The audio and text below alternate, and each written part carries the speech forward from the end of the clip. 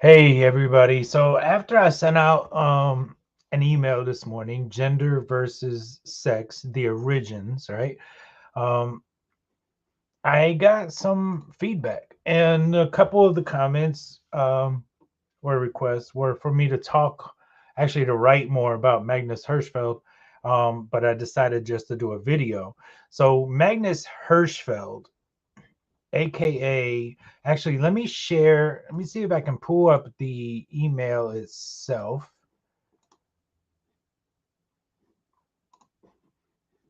The original email that I sent. I can read that real quick.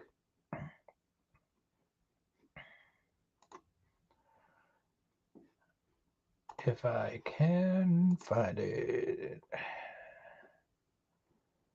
Here we go. All right. All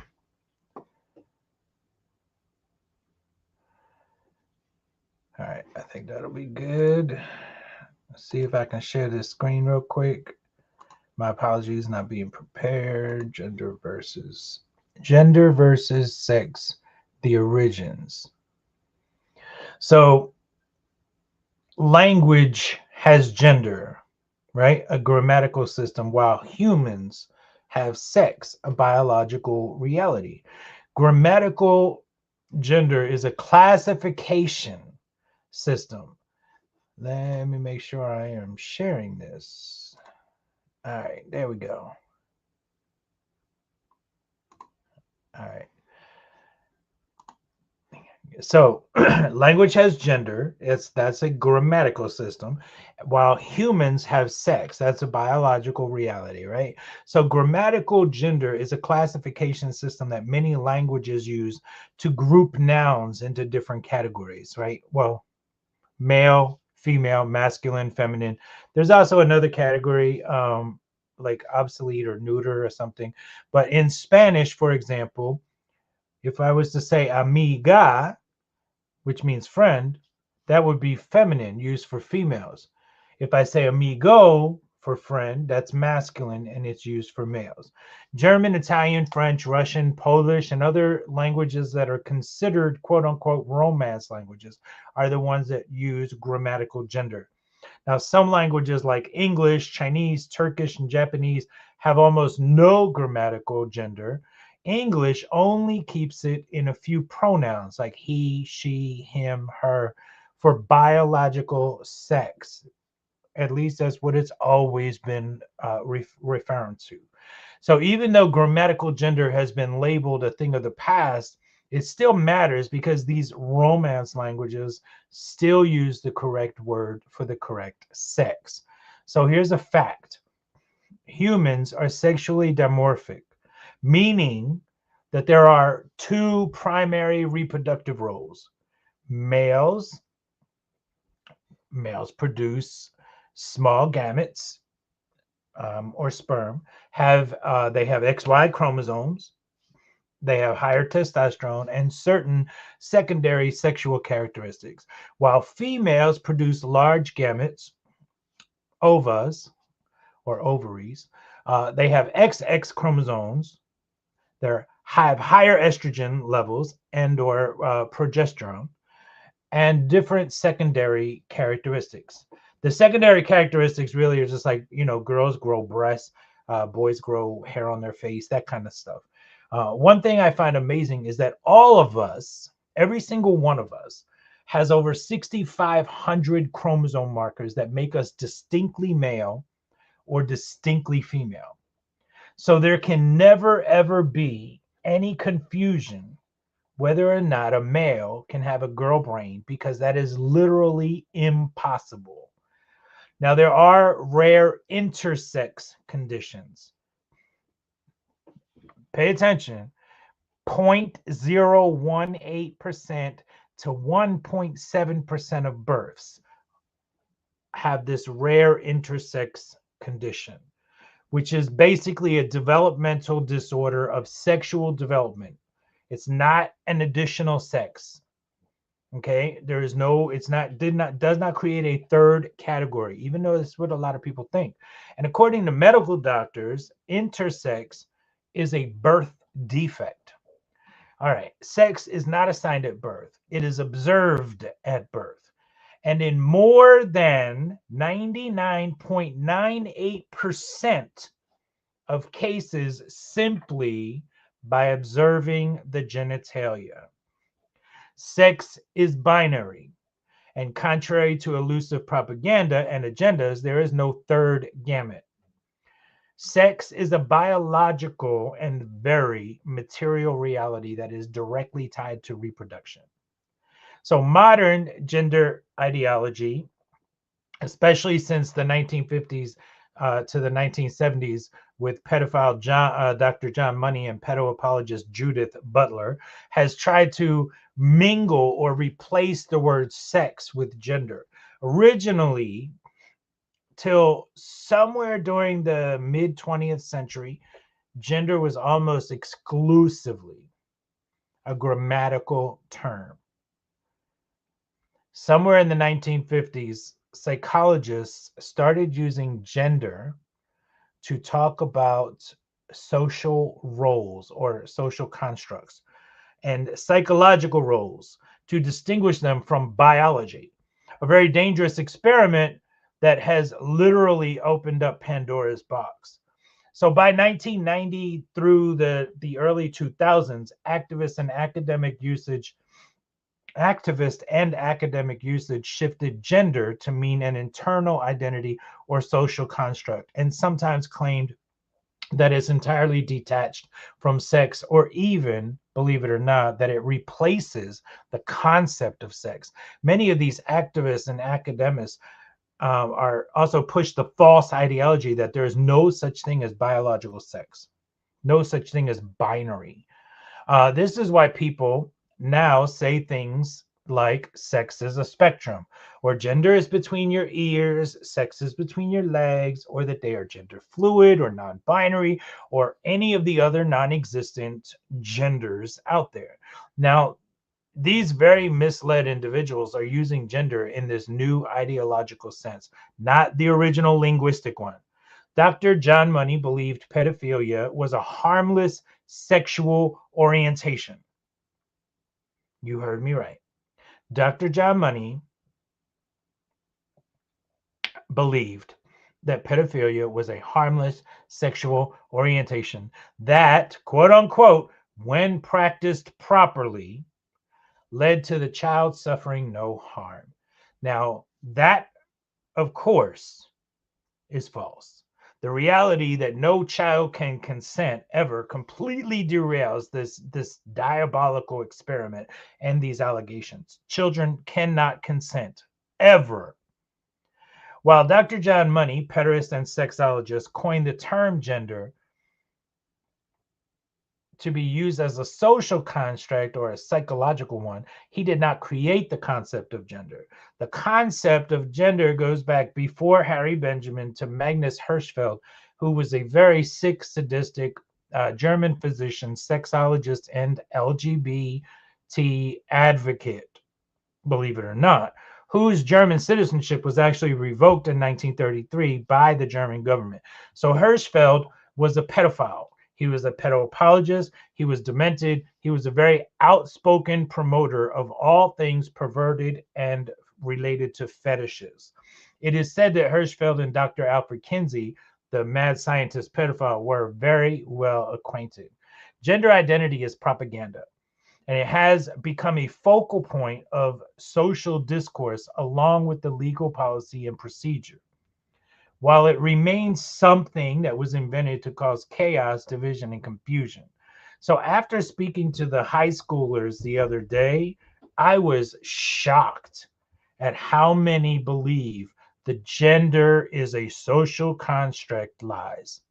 So, when a movement finds its origins in men like Magnus Hirschfeld, Alfred Kinsey, Harry Benjamin, and John Money, that movement must be exposed. It must be stopped, outlawed, and ended by any means necessary. So it is time for people to stand up, speak out, push back against the LGBTQ plus cult and others break away from this type of groupthink as this dark cloud of perversion envelops the youth, the vulnerable, and the mentally ill. And then, so I ended the email, and I tagged a video that Vicky Joy Anderson and I did with Dr. Judith Reisman. And so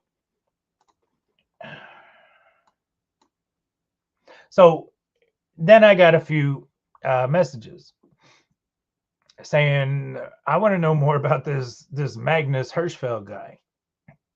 But before I talk about that, I'm just going to really quick throw this out there, because when I say children cannot consent, I mean it. And I want people to completely understand that, because it's so important. I mean, so very important.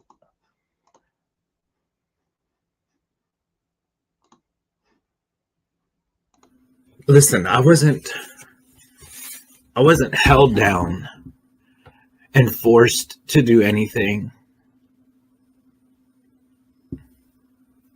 I actually associated my molestation with love, which is why at 8 years old, I was cutting school and I was going and hanging out in a public bathroom on the boardwalk in Atlantic City, waiting for any pervert to come along. I would sit at bus stops and I would just sit there and wait. And he would always show up. Young or old, it didn't matter. But I was never held down and forced to do anything. And although there were times where I really believe that I tried to manipulate or instigate this situation as a child, it's still molestation. There's some things that are never meant, ever. Never ever meant for a child to endure. And I gotta tell you,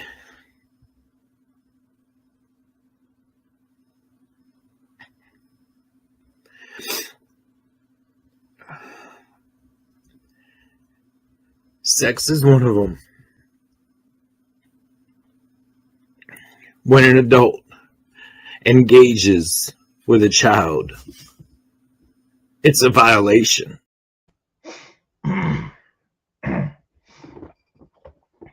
Children cannot consent ever. Ever. So Magnus Hirschfeld, right? He was also known as, what they called him was the Einstein of sex.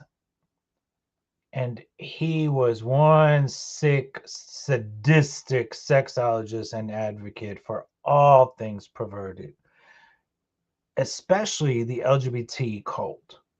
He also ran an institute for sexual science, and this was a very dark and deviant place, right? It was for fetishists, mentally deranged, sexually sadistic, and all things lewd and lascivious. There was a museum. He had a museum of sexual torture devices, as well as groups brought in to create new and exciting torture devices. A young male, I think he was over 30 years younger than Hirschfeld, was identified as the woman of the house.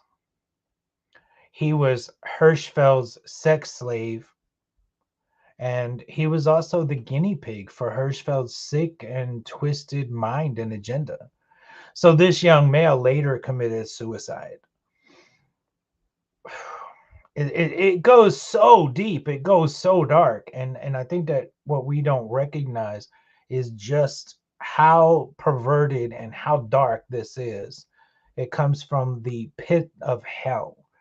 Hirschfeld was the one that first started doing experimental sexual reassignment surgeries, and this was back in like 1920s.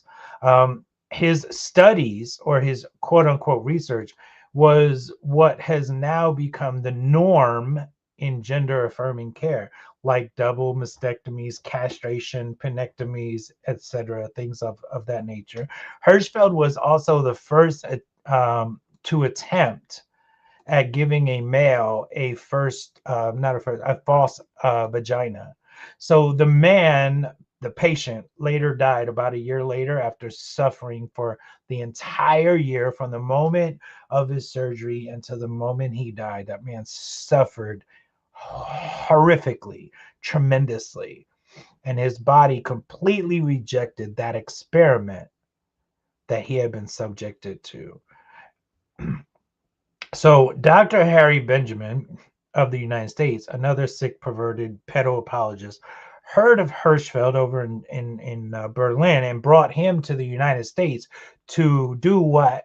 None other than to teach other doctors and scientists these practices. So please note that Harry Benjamin succumbed to his own perversions after being indoctrinated by mad scientist pedophile Alfred Kinsey. And you can see how diabolical and deviant all of this is when you really look at the big picture. Harry Benjamin wanted these experimental surgeries to be more accessible in the United States because he wanted to further this sexually and mentally deranged agenda. Harry Benjamin also started an organization later that became, imagine that, WPATH, the World Professional Association for Transgender Health. So WPATH, quote unquote, standards and their research happen to be the same organization that many of these gender affirming care sanctuary states use when pushing the transqueer agenda. So all of these gender affirming care pushers use WPATH standards and research as their guidelines, which was created by Dr. Harry Benjamin after he brought Magnus Hirschfeld over from Berlin to teach them all of these sick, sadistic, sexual fetishes and ideologies. So one of the original researchers for the organization that later became WPATH was Dr. John Money. So you can see how all of these perverted and very demented people have come together to inflict one of the most dangerous experiments ever on our culture and our society, and especially the children. So Magnus Hirschfeld came, right? And he taught, quote unquote, right? These quote unquote researchers, all of his methods and ideology. And it doesn't get any more evil than this. Because after Hirschfeld left America, the agenda really took off. Not just in the medical and the psychological world, but the political one as well. Pedophiles and pedo apologists now had a place to invest their time and their money to further their own perversions and deviant behaviors. Now, people, listen. As a former trans prostitute, I can promise you that my clientele were judges, politicians. They were CEOs and founders of very, very wealthy businesses and companies and organizations. These were the men in power. These were the men who were rushing to engage in sexual activity with transgenders or transsexuals. Back in the day, they were called transsexuals. And I can assure you that when these men, doctors, lawyers, judges, politicians, hello, when they came into that motel room or into whatever, and they removed their male clothing. They had on female undergarments. And some of them were even wearing their wives or their daughters' undergarments. So this is how sick and perverted these men are, right? So they're not only into pedophilia and bestiality and all of these other fetishes and sadomasochism and bondage and discipline, but they're demented.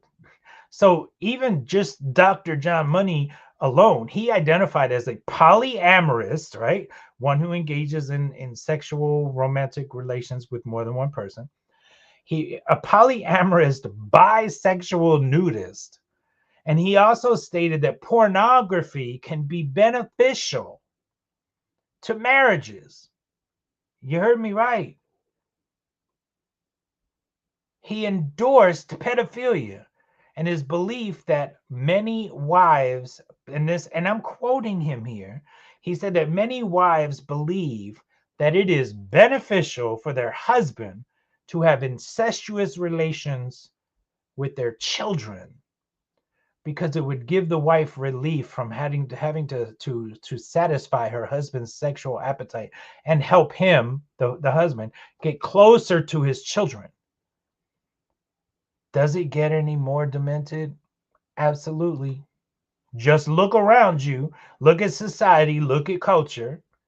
Dr. John Money was not a scientist, but his research, quote unquote research, is often used as if he was. He was just a psychologist that happened to be infatuated with everything that had anything to do with genitalia. He promoted and he pushed the whole entire gender as a construct lie. And he taught that gender identity came from where? From nurture and not from nature. So if you have never heard of the John Joan case about Bruce Reimer, then I suggest you Google it and learn a little bit about how Dr. John Money destroyed his own concept along with the minds, bodies, and souls of Bruce Reimer and his twin brother, Brian. Both of these boys that were involved in this horrific experiment, and both of them committed suicide in the end. Even their mother in the end turned to drugs and alcohol after it all. It's a very sad, very tragic story. It's called the John Joan case. It's about Bruce and Brian Reimer, Reimer. So if whenever you get time, Google it. Dr. John Money, 1955 is when he actually coined the term gender roles. And I just can't stop thinking about these when I was speaking to the high schoolers the other day and how they referred to gender as a social construct, gender roles, how it's all supposed to be in your head, right? And that's where today's dark, perverted gender ideology stems from.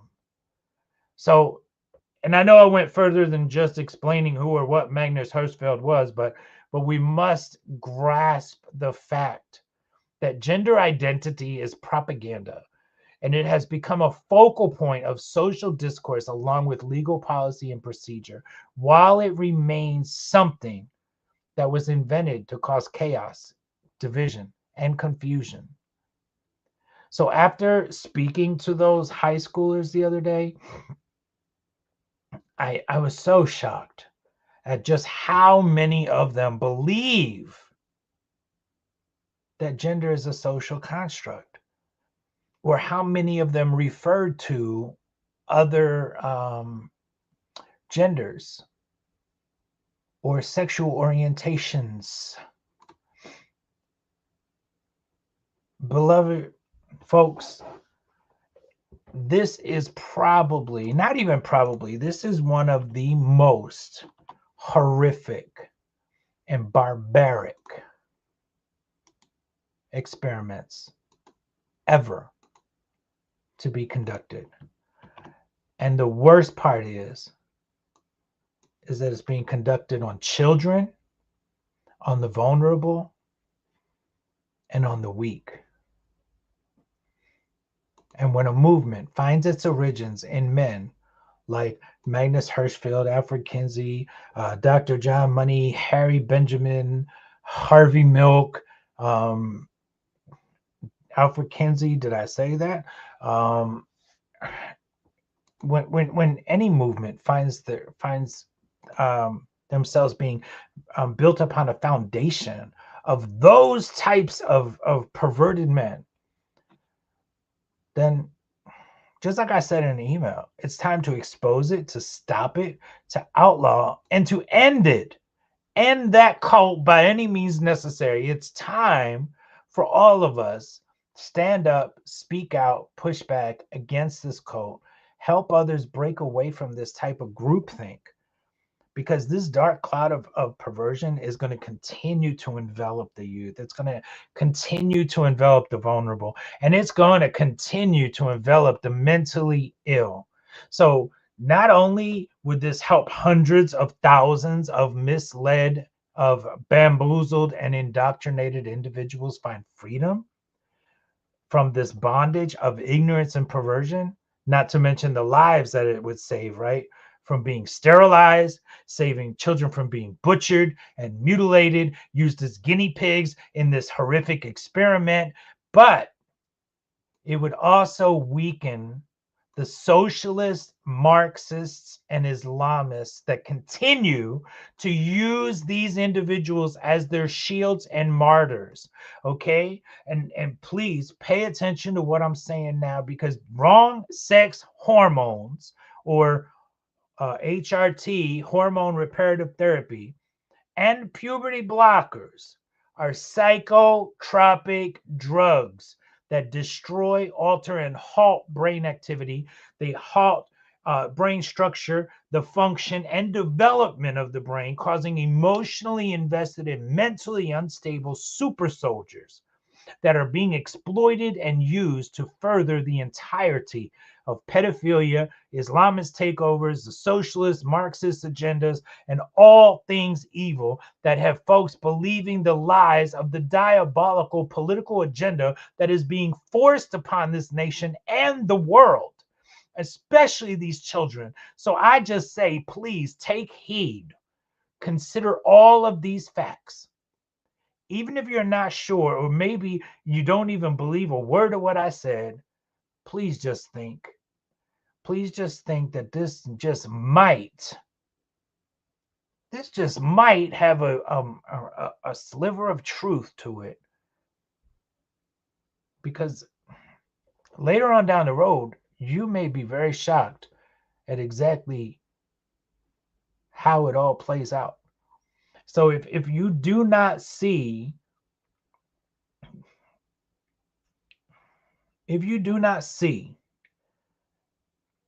that the leftists, the socialists, the Marxists, the Islamists, if you do not see that these groups are promoting and encouraging and celebrating and pushing the transqueer agenda, then you're blind.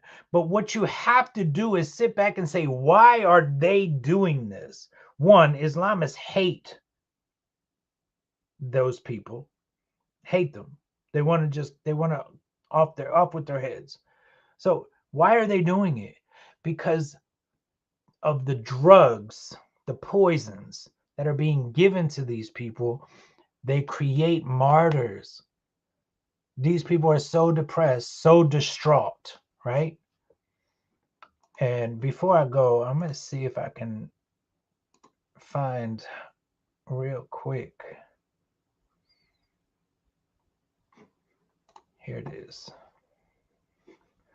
Let's see if I can share this with you before I bounce out of here.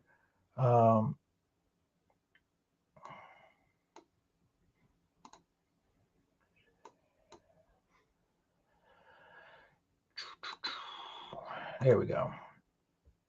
This is the same woman.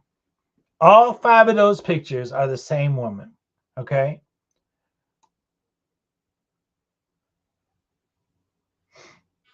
Puberty blockers and wrong sex hormones are psychotropic poisons. Am I sharing the picture? I'm not. It figures. All right. Once again, this is the same woman. The same woman. All five. 1, 2, 3, 4, 5. Those are 5 stages. 5 stages.